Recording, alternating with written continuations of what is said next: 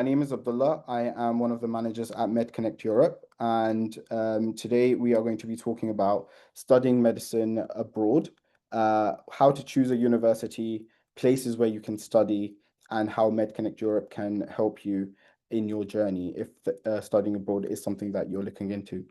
So, yeah, let's get started.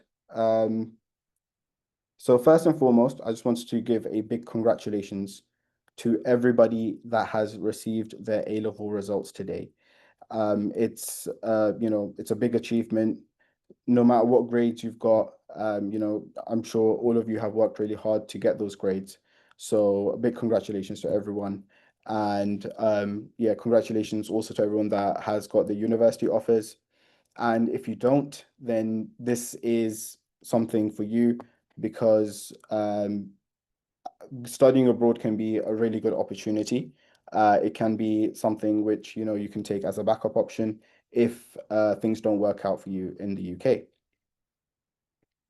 So who are we? Who is MedConnect? So we are actually a group of UK doctors and dentists, and we studied abroad ourselves.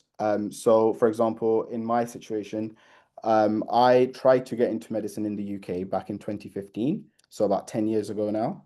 And unfortunately, I didn't get the grades that I needed in order to make the offers that I had for medicine. So results day came just like it is today, and I had my grades, and unfortunately, I missed out on my offers. So I was very gutted. I was, quite upset by that. And then I came across an opportunity that I can go to Bulgaria and I can study medicine over there. And I had a few other friends that were also doing the same thing. So then we decided to basically go together and we ended up studying at a university called Plovdiv Medical University, which is based in Bulgaria. And whilst I was in my third year of medical school, I decided with some of my friends to set up this company called MedConnect Europe.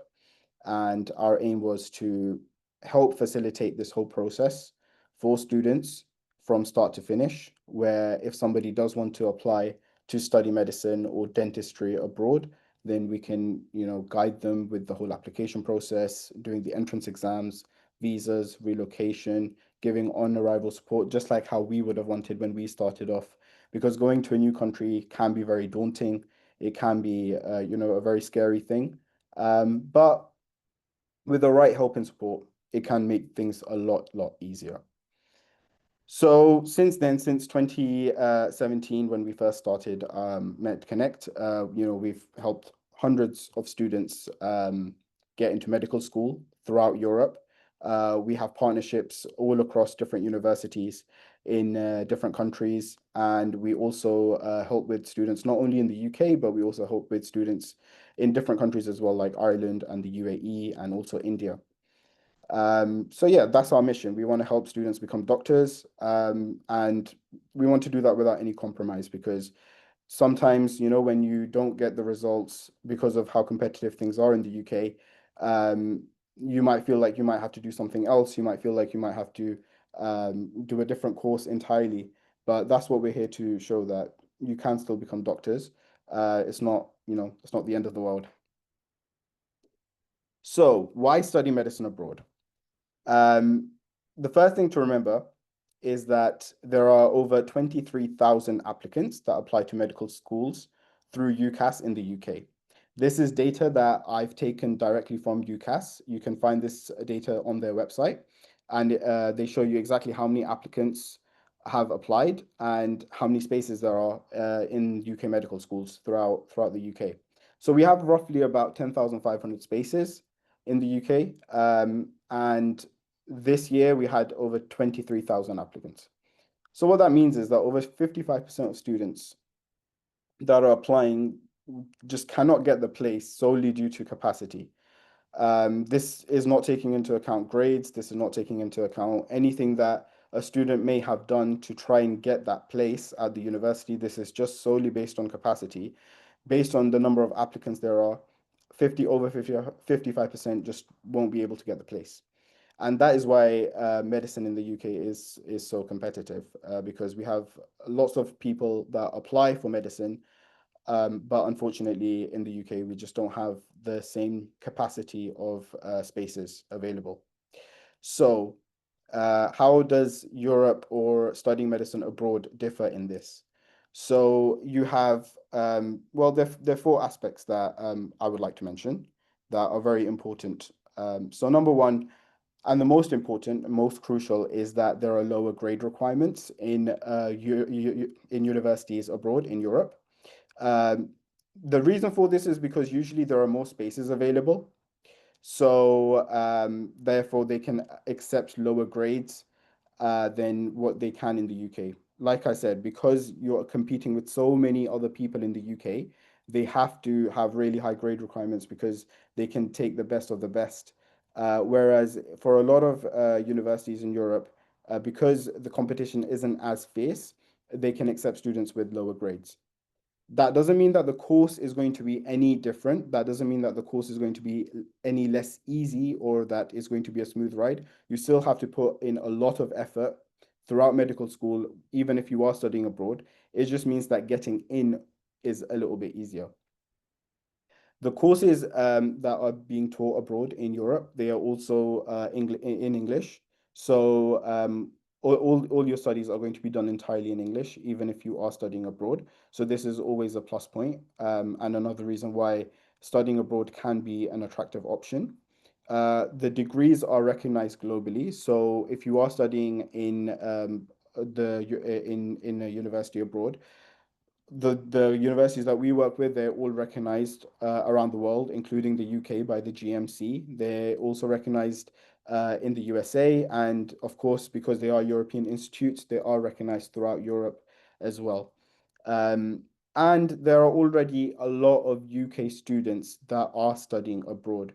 So just in Bulgaria alone, we have over 1,000 students from the UK that are studying there. And then if you take all of Europe combined, there are definitely more than 3,000 students, I think even more. But if we put a conservative estimate to this, there are about 3,000 UK medical students that are studying abroad at the moment in Europe. So there is a large UK community of students that are studying abroad, and it is something that students are doing. They're graduating and they are coming back to the UK and practicing as doctors and dentists. So, what are the destinations where you can go to study abroad? There's, of course, there's many places. The whole world is open to you if if you do your research. However, some of the most popular destinations, especially the ones that we work with, are the following as listed over here. So the most popular, I would say, at the moment is Bulgaria. Bulgaria has a lot of medical students from the UK. We also have Romania. Romania is very popular as well. Poland, Latvia. So these countries, they generally are Eastern European countries where a lot of students tend to go. We also have Italy and Germany. So there are some institutes in Italy and Germany that accept students and they have an international program, so they study in English. And then finally, we have Hungary, and then we also have Georgia, which is becoming increasingly popular. So these are places where a lot of students are going nowadays, and yeah, they have some really, really good universities in all of these countries. So if you are thinking about applying abroad and you're thinking about where can I go, where I can find other UK students that so I have the same sort of community as what I would have back home. So these are the countries where I would say you should look into first. And each country will differ in terms of its admissions format, in terms of its fees, in terms of the living standards and living costs and the way the teaching is done. So what we do at MedConnect is we have a one-to-one consultation with our students, and we try to figure out what is the best university for our students to attend. Oh, sorry.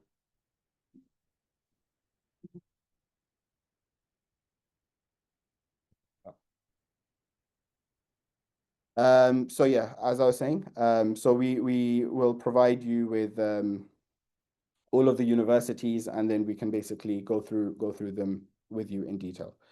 Um, So the full list of universities, there's a QR code here. You can find the full list of universities that we offer if you go on this QR code. And I will be showing more QR codes throughout this presentation, so you'll have a chance to see visit other links as well. But yeah, these are the main destinations that I would say you should look into. So to give a little bit more context and a little bit more detail about these different destinations, let's start off with Bulgaria, since it is the most popular at the moment. So Bulgaria, like I mentioned, one of the most popular destinations for students from the UK for both medicine and dentistry. Bulgaria has 6 medical universities that offer medicine and dentistry, and the tuition fees vary around 9,000 to 10,000 euro per year. And in order to apply to Bulgarian universities, you have to complete an entrance exam that takes place online. So if we're looking at a tuition fee of around 9 to 10,000, this will be approximately around 8,000 to 8,500 pounds, British pounds. So just for the currency conversion. And the tuition fees are paid in 2 installments. So you pay half of the tuition fees when you start your first semester in September, and then you pay the other half of your tuition fees in your second semester in February. And this is how it works year on year. And the courses in Bulgaria are usually 6 years long. So both for medicine and dentistry, the course is 6 years. Traveling to Bulgaria, so there are direct flights available from the UK to Bulgaria, to all of the major cities in Bulgaria. And the flight time is approximately 3 hours long. So it takes 3 hours to get from the UK to Bulgaria. And the entry requirements usually are A levels in biology and chemistry, and an entrance exam is also required, which is biology and chemistry based. So the entrance exam for Bulgarian universities, they'll test your same A level biology and chemistry knowledge, and that is what they're going to mainly base your admission on. So even if you didn't get the best results at your A levels, you have another opportunity to try and make up for your A level grades, and that is through the entrance exam that you have to do for the Bulgarian universities. And like I mentioned, this exam takes place online. The second place that I want to look at and explore is Poland. Poland is another top choice for UK applicants to study medicine, and at select universities, there's also dentistry available as well. There are many universities throughout Poland that offer medicine in English throughout their various cities. The capital is Warsaw, but there's also Krakow, Poznan, Lodz. There's different places where you can study medicine, Silesia. Yeah, there's a lot of places available. The tuition fees typically range from the most common average that you'll find is about 14 to 15,000 euros per year. Some can be slightly cheaper, but that is usually the case with Polish universities where they're charging about 14 to 15,000 euros. The good thing about Poland is that it's very close to the UK. So it's only a 2 hour flight distance compared to Bulgaria, which was 3 hours. So traveling between the UK and Poland can be much easier and be much quicker as well. Again, there are direct flights available throughout Poland in different Polish cities. So it's very easy to travel back and forth. In terms of entry requirements, so with a lot of Polish universities, you need biology A level as a must. That is that is a must for you to have biology A level. And then you can either have chemistry, physics, or maths as a second A level.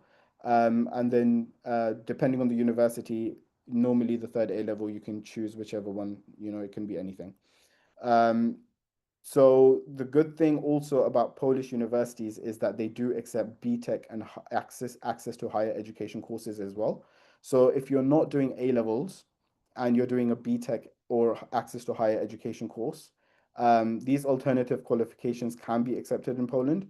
So because of that, you can actually go and do medicine.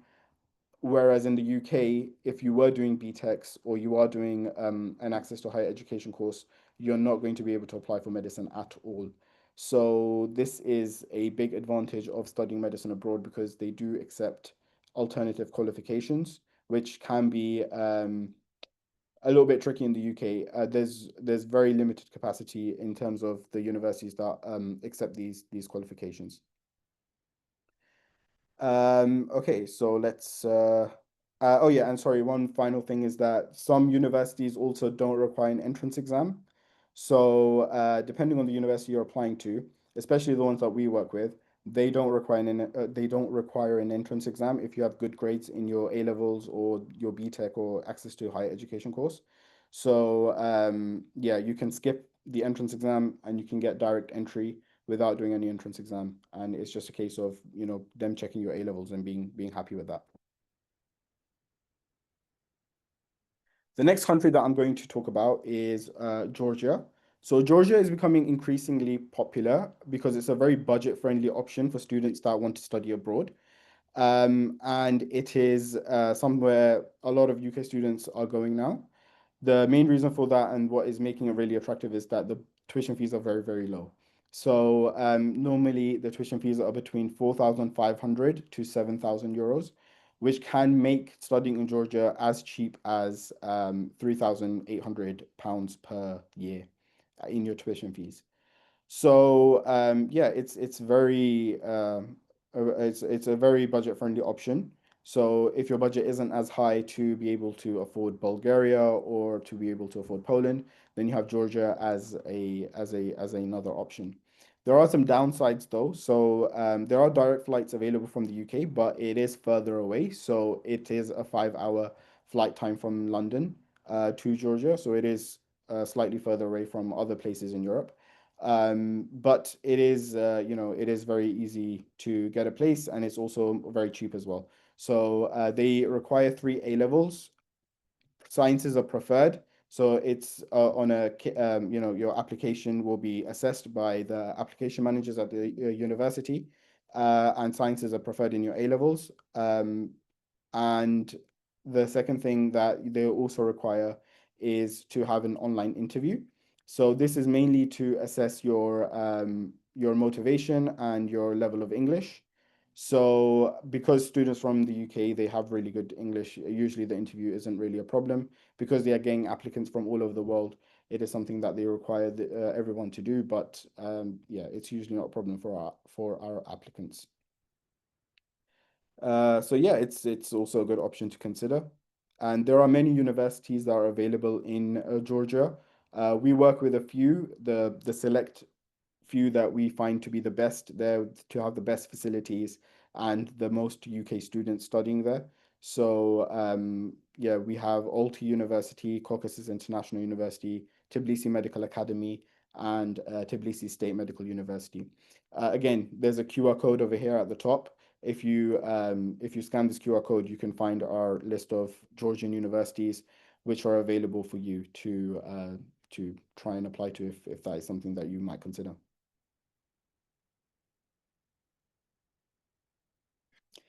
The next thing on our list, the next place is Romania. So Romania is already a well-established destination for UK applicants. People have been going to Romania for many, many years now. And there are a lot of universities available in Romania as well. The tuition fees range between 8,000 to 10,000 euros per year. And the admission is based mainly on your A levels and your high school qualification. Typically, they do require A levels, and sciences are preferred, so it's a points-based system, similar to Georgia, where they will check your A levels. And whoever's got the most points, it's based on that. So if you have the sciences in your A levels, if you have other things like extracurricular activities, you'll get points, and then you're going to be ranked with other students. Yeah, so that's how the system works there. But there's no entrance exam and there's no interview for most of the universities in Romania. It's just based on your high school qualifications. It is a more budget-friendly option than the other places which are at similar distance. So it is slightly cheaper than Bulgaria. It is cheaper than Poland as well. So it is a very good option if you are looking for something that is still closer to the UK, still within the EU, and doesn't require an exam or an interview and is well established. So Romania would be a really good option. The only thing with Romania right now is that the Romanian universities are not open for 2025 intake. So if you are thinking about applying to Romania, it's going to have be for next year for 2026 entry. So we have some more universities that we work with. So these are single universities that we work with within a country. So in Italy, we're working with Unicamilus University. This is a private medical school that offers a 6-year medical program. And the admission is done using their own multiple choice entrance exam. So typically speaking, most universities in Italy, they use the IMAT to assess students and then to get entry into their university. However, with Unicamilus, they have their own separate entrance exam. You don't have to do the IMAT. Their entrance exam is easier in certain ways because the IMAT assesses your aptitude. This is more of a multiple choice entrance exam based on biology and chemistry. So yeah, this can be a little bit easier to do the entrance exam. The fees are higher than the other universities, so they do charge 21,000 euros for the first year, and then the fees become 15,000 from year two. And then there are also scholarships available as well. The good thing about Unicamilus, if you are thinking about studying in Italy, is that, sorry, they still have an entrance exam available on the 25th of September if you want to go for the spring intake. So this is going to start at the beginning of 2026. And the other good thing about Unicamilus in Italy is that they accept A levels, BTEC, and also access courses as well. So you can apply to study medicine in Italy if you have, BTECs or access courses, and as well as you can do A levels as well. If you have A levels, they'll accept that as well. The next university on our list is Medicampus Europeo. So this is actually a new university that's been set up in Malta, and this is a franchise of a Bulgarian university called Trachea University. And studying in Malta will allow you to gain a degree from Trachea Uni in Bulgaria. So because it's a franchise, you get to study in Malta, but it'll be as if you've studied a degree from Trachea University. You're going to get your degree from Trachea, which is a already established university. Lots of graduates have come out of Trachea and they've been able to register with the GMC and start working in the NHS. So it's definitely a very good option because you get to live in Malta, which is an entirely English speaking country. You don't have to learn a new language. And the degree is recognized in the UK and in the EU. So this is also an option for you to consider if you're thinking about going abroad. And we have Riga Stradins University. So this is in Latvia, and the tuition fees are 13,500 for medicine. It's a leading university. It has a strong track record of graduates. They've also held partnerships with NHS hospitals for recruitment of graduates. The good thing about Latvia is that it is, again, very close to the UK, so it's only 2.5 hours away.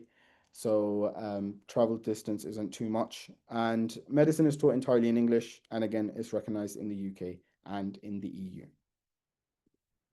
So what are some key factors that you need to think about when you're deciding on which university you want to pick? So essentially, it all boils down to four key things. Number one is your qualifications, because the first thing that you need to really look at is, do you meet the entry requirements for that university in order to apply? And that will really determine how wide you can spread your net. So which universities can you actually even apply to, regardless of the rest of the factors. This will firstly create your first set in terms of your shortlist. So look at your qualifications, look at whether you've done A levels, whether you've done other courses or other qualifications, what grades you have, whether those grades are acceptable, whether those subjects are acceptable. For example, some universities just look at biology and chemistry. Some universities also require physics or maths as a third subject, like we've mentioned. And also, some universities don't really have a strict requirement on the subjects, but they do prefer sciences. So it really depends on all of these things, and that will really determine where you can apply in the first place. The second thing that you need to look at is your budget. So think about how much can you afford in terms of tuition fees and living costs. Does the university that you're thinking about applying to meet the budget that you have in mind? Because studying abroad means that you don't have access to student loans like you do as if you're a home student in the UK. And because of that, you have to actually pay for the tuition fees and the living costs out of pocket. Typically speaking, um, generally students that are studying abroad, they get their parents or people that are around them. Somebody basically helps them fund their degree. But everyone has their own circumstances and situations.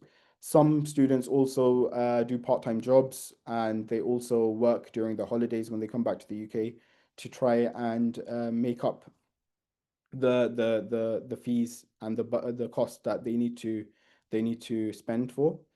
So yeah, your budget is going to be the second factor that's going to decide where you can study. So this is going to further just narrow down your options. The third thing that you should be looking at is your citizenship and if you have any specific visa or visa requirements or anything in addition to that. So typically speaking, again, UK citizens, they don't have too much of an issue going to any of the European countries. However, you do need to get a visa for some of the countries in Europe if you do want to stay there long term and if you want to study there. So yeah, this is another factor to consider if you need to have a visa or if you have any other additional citizenship requirements. There are students perhaps who are not UK citizens who are living in the UK or living elsewhere as well, who may have further visa restrictions. So visa requirements and citizenship is another thing to consider. And finally, accessibility. So how far away is it from where you live? Are there airports? Is there direct access to the place? Are you happy to travel the distance? Because you are going to be away from home for a long time. And apart from this, the only other thing which I would say is less of a factor to consider, but still something that students do like to keep in mind is the student life in the various universities when it comes to studying abroad. So, are there a lot of UK students in these cities or these universities? And what's the general living standard like in these places? So, these are things that students would also consider when they are thinking about studying medicine abroad. Another factor that a lot of students consider is the ranking of the university. So when it comes to universities in Europe, from our experience, a lot of the universities are very similar in terms of their standard of education. They all follow the same standard in terms of EU regulations when it comes to how their syllabus is structured and how they teach. So we don't find too much of a difference. However, some universities are ranked slightly higher. For example, universities in Poland usually have slightly higher level of education compared to other countries. So this is something that you might also want to take into account. And yeah, we can help you decide on all of these factors based on all of these factors if you decide to apply through MedConnect. What is the general timeline when it comes to applying to universities abroad? So typically speaking, you'll be researching and shortlisting universities from around November to March. And then from around February to July time, you will have your entrance exams and interviews taking place if there are any. This is also during this period, we're also going to be submitting your documents to the university. Then from June to September, this is typically when offers are given out. So this is when the university will get back to us and say they're happy with your application and they're happy to accept you at the university. And at that point, you have to pay your tuition fees or a deposit of some kind in order to secure your place at the chosen university. And then finally, between September to October, this is when you're relocating to your university. You're going to be sorting out your visas if required. You're going to be sorting out your accommodation. We're going to be going through our pre-departure protocols just to make sure that everyone is having a smooth journey to their destination. Some universities still accept applications till very late. So this is where some universities are still some universities are still accepting application even till now. If that is the case, then the process has to be accelerated, of course. We have to try and get everything done very, very quickly. And deadlines are, very fast approaching. So this is mainly if you do want to apply for medicine in 2025 for this October's intake. There still are universities available, but the process has to be expedited, and we do have to work very quickly if you are in that situation. So it's still possible to apply. This is a general timeline if you are thinking about 2026, but for 2025, we can still take applications. It's just that we have to work very quickly for them. So now I want to present a case study of Dr. Ade. So Dr. Ade is actually one of the co-founders of MedConnect, and he studied medicine in Bulgaria after he didn't make his offers by UK medical schools. And just like me, he started his journey in 2015 and he graduated from Plovdiv Medical University in 2021. Dr. Ade is now working as an emergency medicine registrar in Cambridge. And he's actually here with us today to share his experience and to tell us a little bit more about what it's like working in emergency medicine in the UK after graduating from Bulgaria. So I'm going to pass it over to Ade to tell us more. Uh, Hi guys, thank you very much, Abdullah, for the introduction. I hope you all can hear me. Yes, we can hear you. Awesome, great. So my name is Ade. I'm one of the co-founders of MedConnect. I've also studied abroad myself in Bulgaria. I went in back in 2015. Uh, Again, like many of you here, I actually applied to study in the UK. I actually had an offer at Imperial College, but unfortunately, I missed my grades by a mark. So I essentially back then there wasn't anything like clearing for medicine as it is now. But I tried calling the university and lots of other universities as well to see if they would consider even accepting just because it was just a mark off. But unfortunately, no, I wasn't able to get the place. And it was actually, to be honest, very, very distressing. I just casting my mind back to that moment, it really, really was. I remember I locked myself in my room for a couple of days, and it really was a sad experience. But fortunately, I actually my dad was the one that did some research about Bulgaria, and pretty much studying abroad. And at the time, I really wanted to study medicine, so I just thought, to be honest, what's the worst that will happen? The worst is I would go, I wouldn't like it. Right now, Bulgaria and even studying in Europe is there's so much information out there. But when I was actually looking to study, there was nothing, absolutely nothing at all. No videos on YouTube, nothing on Google. There's literally nothing. But again, I just thought the worst that would happen is I would go there. Maybe I wouldn't like it, but I really wanted to do medicine. And I thought if I take a gap year, again, there's so much the universities that will be applicable would be they're severely reduced. So essentially, there's so many universities now when you sit A levels, but afterwards you only have a really, really limited amount that you can apply to when you take a gap year. So again, it was a big risk and a big decision to make. But again, I didn't have much time, so I just thought, you know what? If I don't like it, I'll just come back. Unfortunately, when I went there, I met quite a few UK students. Definitely not as much now. I think we're about 70, Abdullah, when we first started Yeah. from the UK. Yeah, and I think I made really, really good friends there, which till today are still like pretty much family.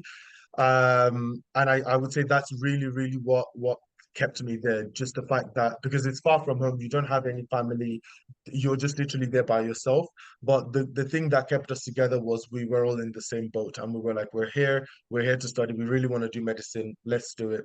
And pretty much that's how we started MedConnect because essentially when we went, it was just us. There was really no support whatsoever. And we really wanted to get something going to make sure that we're able to support students in sort of similar positions coming abroad, never being traveled anywhere before. And yeah, fortunately, here we are now, sort of 8 years down the line, running strong. So really, really grateful for that. In terms of sort of really quickly the working in the UK and the journey, because I know that's what is a really, really big factor for a lot of people. So I graduated in 2021. I finished in October that year. We had our graduation ceremony in November, December, and pretty much I started working. I got a job at the end of December 2021 and started working in January 2022. So it was a really, really sort of short process. And I would say the reason why that is for me and for a lot of people why the in terms of finding a job usually is quite straightforward is because they get to do work experience when they get to the UK. So during your summer holidays, we really, really recommend you to get as much experience in UK hospitals because it really helps out a lot. And that's something we at MedConnect obviously we do because I work as a doctor now in Cambridge. If anyone's sort of local to Cambridge, feel free to put a wave.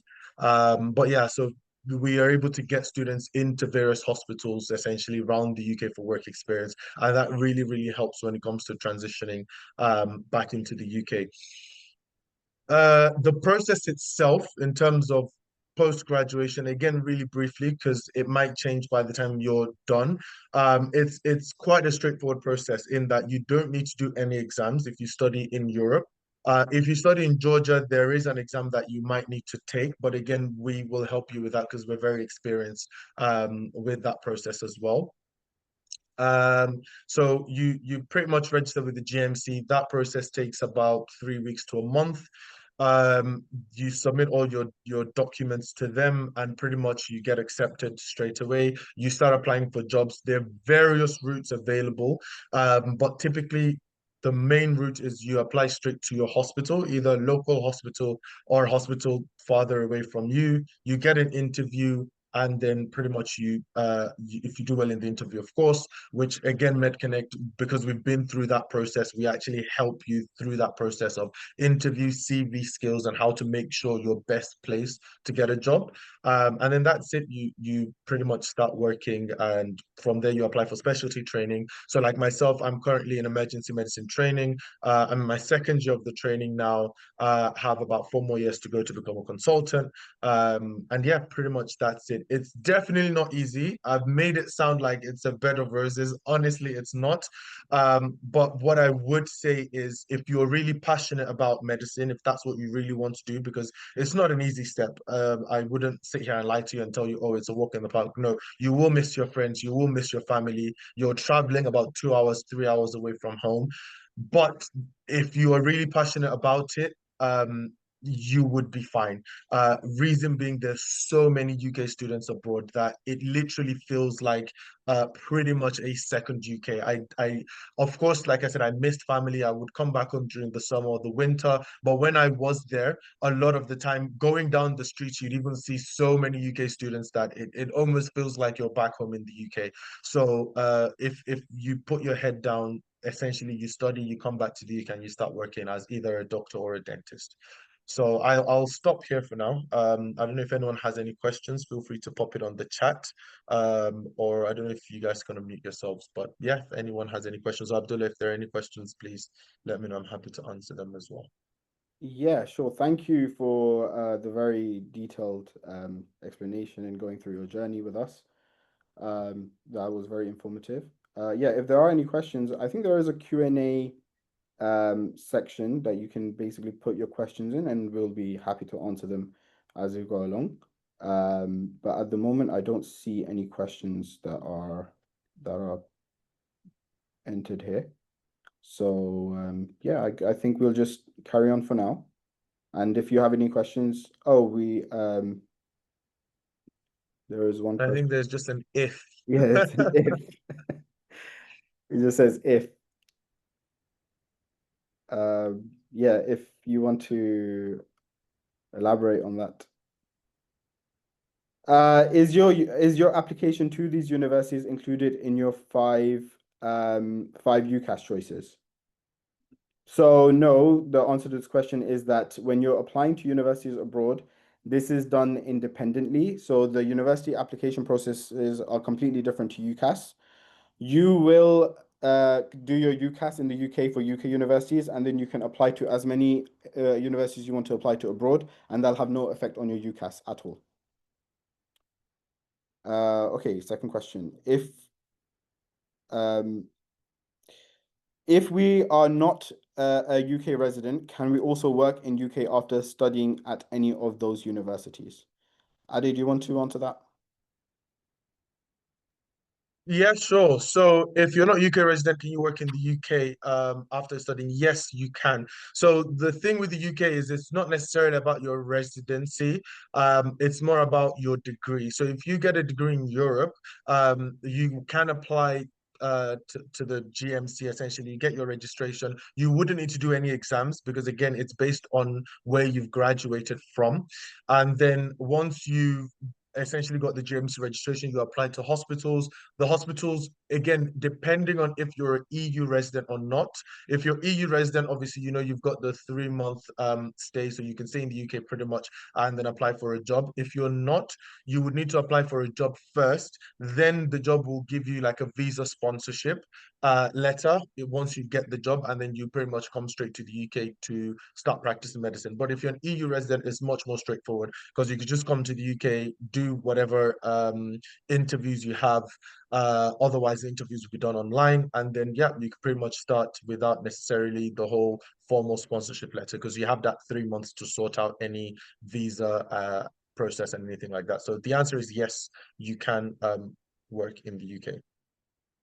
Perfect, perfect, perfect. So the next question we have here is when applying to study medicine abroad in an English taught program, is it necessary to learn the local language for clinical practice?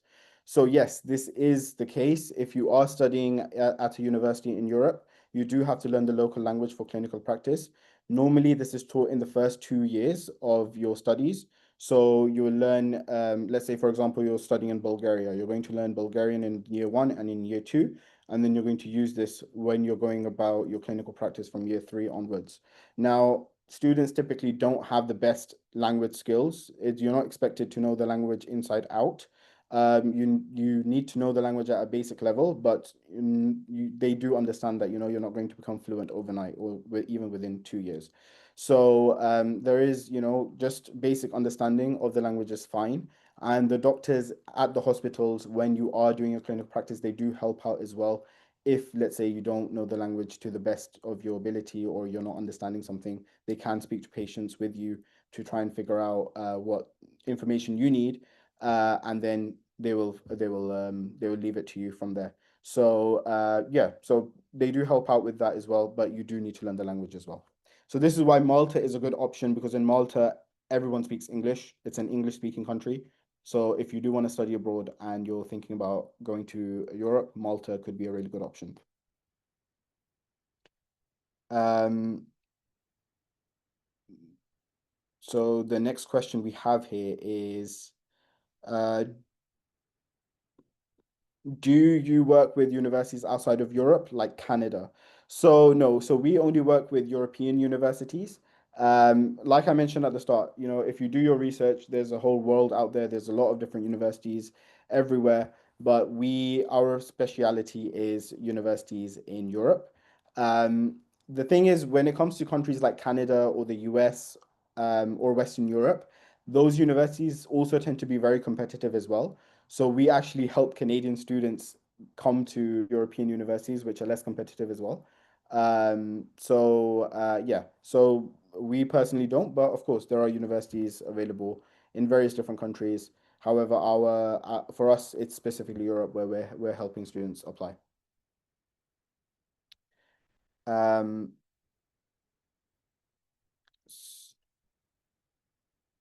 okay, there's another question. Um, I'm a Nigerian student who is financially underprivileged. I need scholarships to study medicine abroad. I also cannot afford A levels and only have high school qualifications. How do I study medicine with a scholarship abroad via Gateway to Medicine programs? So, unfortunately, typically speaking, when you're an international student, it has to be self-funded. It's very difficult to get scholarships, especially if you're an international student and you want to study medicine. The reason for that is because medicine is already a very, very, very competitive program. and the universities that do offer, you know, they do offer medicine. They tend to have very limited scholarships available, and they're usually only for home students, not international students. So when it comes to international studies, it has to be mainly largely self-funded. Um, but there are, different levels of universities. Some are, we have very budget-friendly options as well. So if you get in touch with us, we can definitely try and see what we can work for you, and see if there's anything that we can find which might be affordable for yourself, especially if you're also doing some part-time work alongside your studies. That's also a possibility as well. And also, having A levels is not necessary. If you have high school qualifications, you can work with them as well. So A levels is only necessary if that is the main qualification of your country. For example, in the UK, that is mainly what students use to apply to universities. But alternative qualifications that are equivalent to A levels can also work. Um, oh, this is a very good question. So, do you know if European medical degrees are recognized in Australia and New Zealand? So, yes, the qualifications are recognized in Australia and New Zealand. However, for Australia, you will have to sit the AMC exam. So, there's a two-part exam that you have to give if you are coming from outside of Australia, and it's called the AMC. So you have to basically give this exam, but the qualification is recognized. As long as you do this exam and you pass it, you can work in Australia and New Zealand as a doctor. Um, Finally, do you work with island universities? No, we don't work with universities in Ireland. We mainly work with universities in mainland Europe. So again, if you visit our website, you'll find the entire list of universities that we help with. Again, Irish universities are very competitive as well. So again, we're helping a lot of Irish students apply to the mainland universities. So this is typically for studying abroad with easier access, lower entry requirements. So that's what we typically focus on, because getting into universities in Ireland, UK, Canada can be very, very competitive. And generally speaking, the process for applying to these universities is very straightforward. So if you want to apply to an Irish university, you can pretty much do that directly with the uni itself. You don't need um, a third party to help you through that process. Whereas when it comes to mainland Europe, these processes can become a little bit complicated and tricky, and that's where we come in to help you and guide you and make sure that you get through the whole process correctly. So those are all of the questions that we have for now. So thank you to Ade for logging in and speaking to us and sharing his experience as a medical doctor that studied abroad and came back to the UK. I also have another case study here for Dr. Hamza, who actually studied dentistry in Bulgaria, and he was one of the first batches of students that MedConnect Europe assisted in 2018. And then he graduated later on down the line and is now a qualified dentist working in the NHS and also privately. I just have a few more slides to go, not much left. So just about what MedConnect does and how we can assist you. If some of the universities that we've mentioned are something that you might be willing to consider, or if this does seem like something that you might be interested in. So MedConnect provides a lot of guidance and support throughout the whole journey. So before you apply to medical schools, we'll help you and guide you on what university options are right for you. And then once we've helped you select the right university, we can help you with the whole application management. So you provide us with the documents and we'll take care of all of the processes that go into sorting out your application, such as legalizing your documents, translating them, submitting them to the university. So the whole process we can manage on your behalf. The third thing that we also take care of is exam and interview preparation. So, like I mentioned, there are many universities that have an entrance exam or they have an interview, and we have the material and mock exams and mock interviews that we hold in order to prepare you for the exam and the interview to make sure that you have the best chances possible of gaining admission successfully. We also help with the relocation. So when you get a place at the university, we help you relocate to your chosen destination, and help you settle in to that university. This is done through, we book group flights, so all of our students travel together. to the chosen city or to the chosen country. And then once you're there, we will help you find an apartment. We'll get you enrolled at the university, get your residency card, and anything else you need throughout your journey in order to successfully be relocated in as smoothly as possible. Apart from this, like Ade mentioned earlier, we also help with you throughout the whole course. So we have on-ground support throughout our partner universities. So if you need any support or any guidance whilst you're studying abroad, we can help you and guide you. And once you've graduated and you're ready to come back to the UK, we help with that whole process as well. Because we are doctors and dentists ourselves, we know the whole process in and out. So if you need any help and guidance at that stage, we'll be more than happy to help you and sit with you and see what we can do to make sure that you start off your career as successfully as possible. We have a very experienced team.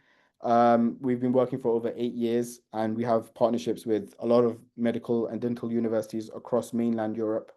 So, yeah, having an experienced and solid team behind you is very important because it can really, make the difference between you struggling to get your application sorted and to actually do it successfully without any issues and do it as smoothly as possible. So these are just some of our very excellent team members that I've mentioned over here as well. Finally, just a few FAQs that I just wanted to go through. Some of them we've actually answered already. I was expecting the Q&A to happen right at the end of this, but whilst we had Ade, it was a good idea to just do it there with him as well. So, like we mentioned, are the degrees recognized in the UK or back home? We've mentioned the UK. European countries like Ireland or mainland Europe throughout Europe, the degrees are automatically recognized without you having to do anything, any entrance, any exams or any equivalency exams or anything like that. When it comes to other countries like the USA, you have to do the USMLE regardless of wherever you graduate from abroad. However, the degree is recognized, but you will have to sit the USMLE exam. But that's even the case, even if you're studying in the UK or in Ireland or Australia or wherever. If you plan to go to the US, everyone has to do the USMLE. If you're planning to go to Australia, like I mentioned earlier, the degree will be recognized. However, you will have to sit the AMC exam. And once you've done that exam, you won't have any barriers towards working in Australia. Okay, so how hard are the entrance exams? So the entrance exams are based on chemistry and biology mainly, and they typically test you on A-level knowledge. So they're not too difficult. We have past papers and practice papers available. So if you are looking to sit any of these entrance exams, you can use our resources to help you prepare for those exams. Can you transfer between universities? You can transfer between universities. So if you're not happy with the university that you're at, we can always try and see if we can find a different university where you can transfer into.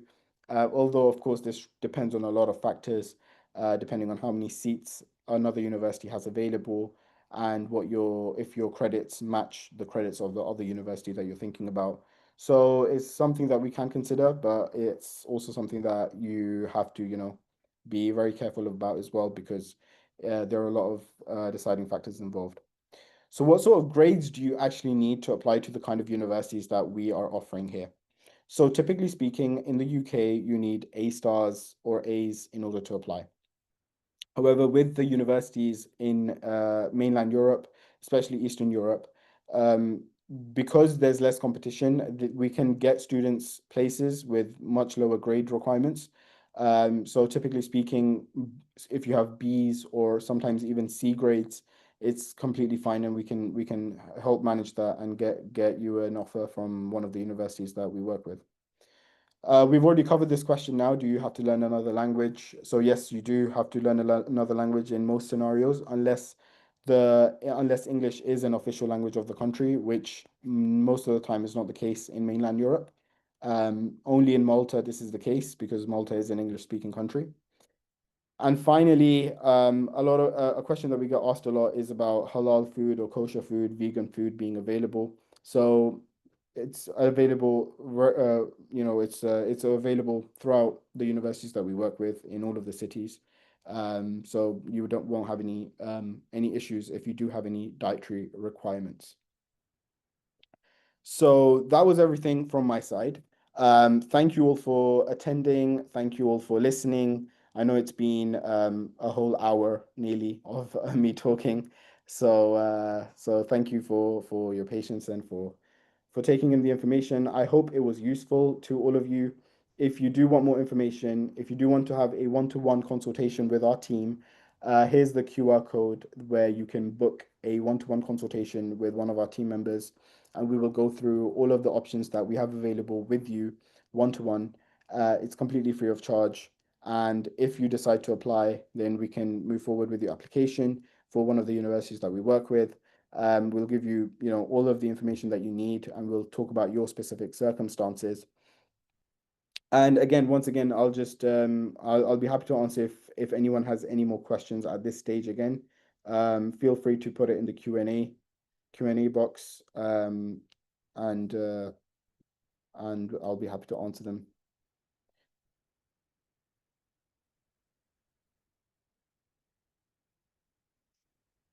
But yeah, if there are no more questions, then we'll leave it here. I think one thing just that got left unanswered was just it was the same question that someone asked about not being UK residents and being able to work in the UK. And I think you just further clarified your question about you being an international student or not living in the UK. So you will still be able to apply for jobs in the UK. It's just that you will have to like Ade mentioned, you'll have to apply for the jobs. And if you need a visa, if your visa does not allow you to enter the UK, sorry, if your citizenship does not allow you to enter the UK until you have a visa, then you'll have to sort that out before you come and start working.